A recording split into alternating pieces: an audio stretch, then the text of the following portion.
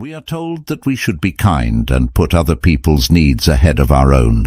But does anyone tell us that being too kind and caring can be dangerous? We live in a world where we don't always get what we give, because it's full of generous people who see how their giving empties them both, financially and emotionally.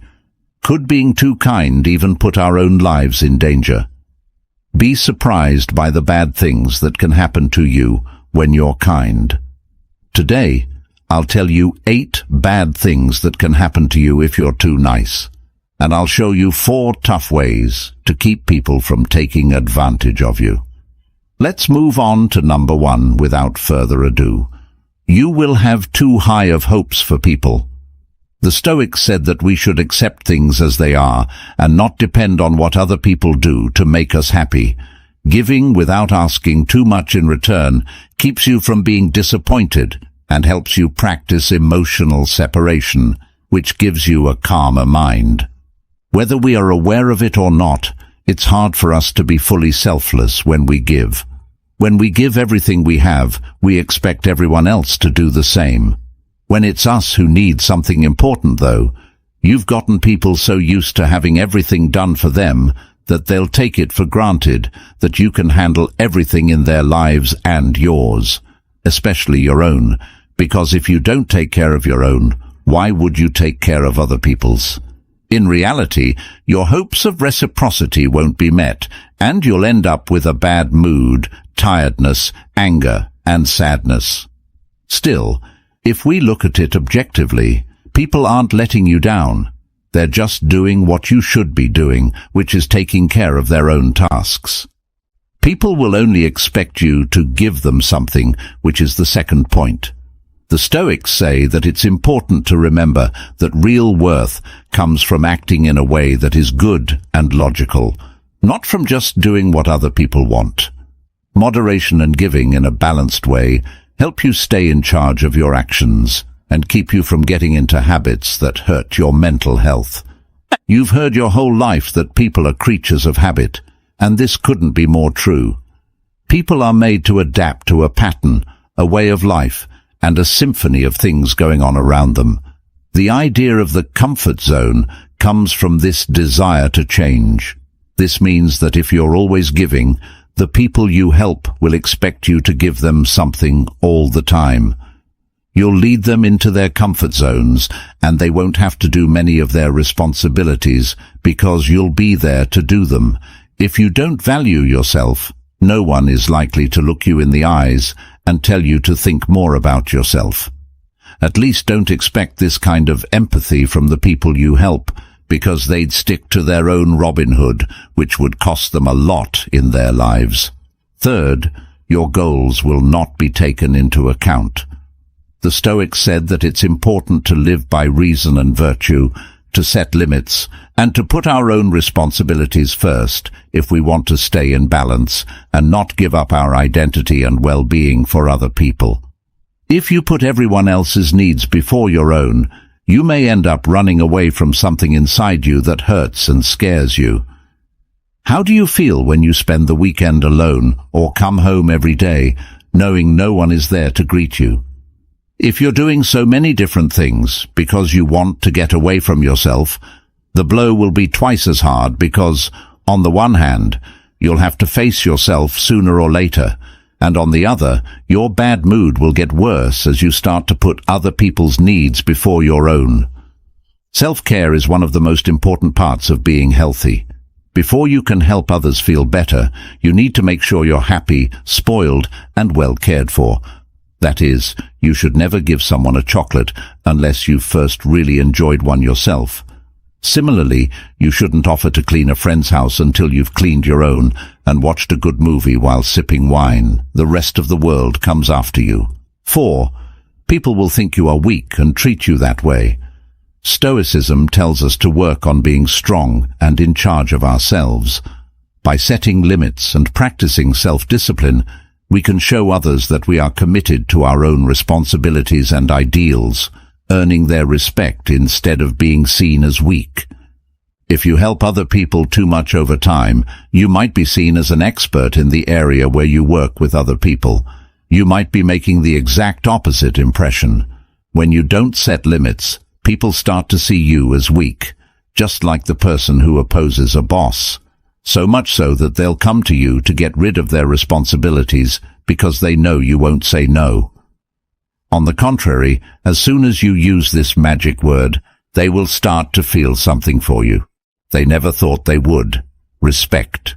You'll have a lot of buts, or people who only come to you when they need something. Stoicism teaches us how important it is to be smart and wise.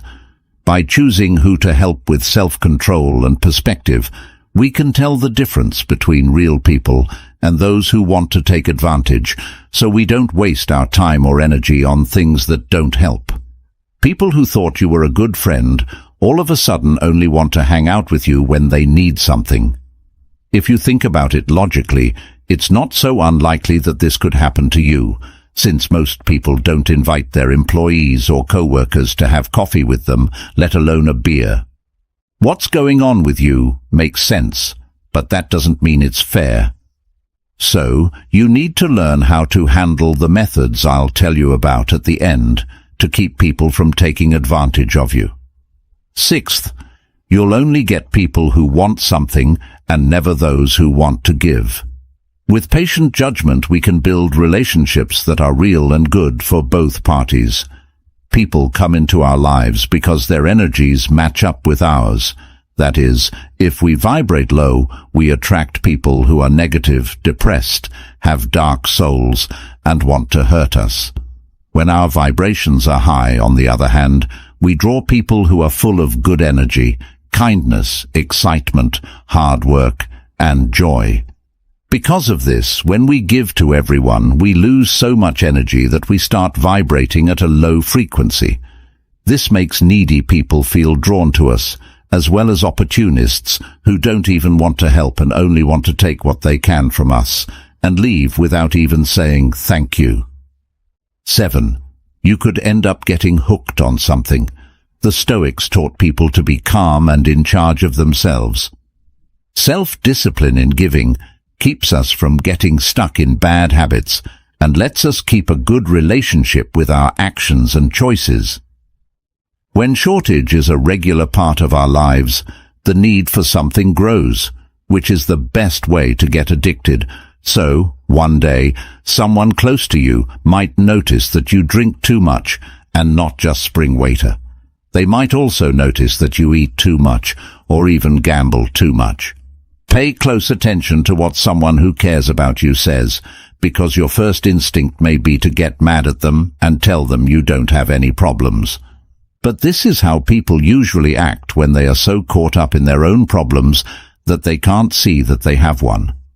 Always remember that people who care about you want what's best for you, so pay close attention to what they say because they're trying to help you stop falling and move forward. Number 8. You'll make people think twice.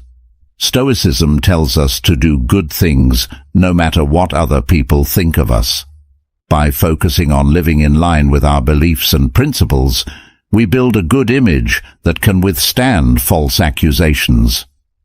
No matter how much we'd like things to be different, the truth is that there aren't that many kind people in the world. So, if you are one, people will be suspicious of you instead of being impressed and thankful. It won't be long before your kindness makes people wonder what's going on with you and what plans you have that you don't tell anyone about. This could mean you've met a group of suspicious people, but it's more likely that they're just being honest. Most people who want to help too much are hiding such evil plans that it's best to stay away from them and refuse the help they offer. Now, let's look at what you can do to stop people from taking advantage of you. Strategy number 1. Pay attention to how you feel, because it's telling you something. Based on the Stoic idea of self-awareness, pay attention to how you feel. The Stoics thought it was important to think about yourself to understand your feelings and wants. By paying attention to your feelings, you can tell if you're giving too much and wearing yourself out mentally. This lets you change your focus and find a good balance. How does it make you feel to help other people? Thinking about yourself and putting yourself first is such a kind thing to do that you should feel like you're walking on clouds when you do it. So, if you feel too busy, tired, angry, or used, it's time to listen to how you feel. If something you don't have to do makes you feel so bad, you shouldn't lie to yourself about it. Instead, find out how the help you're giving affects your health. Plan number 2. Don't be afraid of the word no. Following the lessons of the Stoics, you should realize that your time and energy are important and need to be used in a balanced way. Self-control can be shown by being able to say no when you feel too busy or when the request is unfair. Even though the word no makes us think of bad things and sadness, it's normal for us to find it hard to say it. But if we don't learn to say this word when someone wants more from us than we can give, pessimism will take over our lives. Practice in front of the mirror and tell yourself that it's the only way to regain your freedom and avoid unnecessary and possible risks. Strategy 3. You have a time and a place for yourself. Respect them. Following the Stoic values of self-discipline and self-respect, it's important to give yourself time and room to take care of yourself. Do what you like exercise, drawing, listening to music while having a cup of tea, or anything else that gets you going. Finish your responsibilities as soon as you can so you can try this out. You should take this very seriously, so seriously that you should schedule this time every day or every week. So, if someone asks for your help at that time, they need to be very kind and helpful to you, not to the person. So without remorse, you tell them no and enjoy that time and space just for yourself. If you don't want to be so direct, you can offer to help at a different time, but make it clear that you will only be able to help for a short time because you have other things to do. Strategy number 4. Identify energy vampires and distance yourself from them. Following the Stoic principles of self-discipline and wisdom, it's important to know which relationships are good for you and which can drain you mentally. By staying away from people who constantly drain your energy and don't add anything positive, you're taking care of your own health and showing Stoic self-control in your relationships. You should know that if you try to help an energy thief, it won't work. These people overwhelm you with their complaints, their pains, and their catastrophic view of life. Don't bother trying to help them, because if their problems were solved, they would have to stop complaining. That's something they wouldn't tolerate. In conclusion, according to Stoic wisdom, in life, the best measure for things is always the middle ground, and generosity is no exception. If we give too little, we come across as selfish and greedy, while if we give excessively, we end up completely drained of energy, time, and probably money as well. So lean toward the grays, which are still the best choices for finding a balance between putting other people's needs first and putting your own needs first. And if you're ever unsure, just remember the magic word, no. Even more so if they offer to drive you home from the window of their car. We've reached the end of this journey, and I sincerely hope these tips will be of great use to you. Don't forget that you are a crucial part of this channel, so if this video has helped you, made you think, or you've learned something, give it a thumbs up so that more people can discover the powers of Stoic wisdom. And if you haven't already,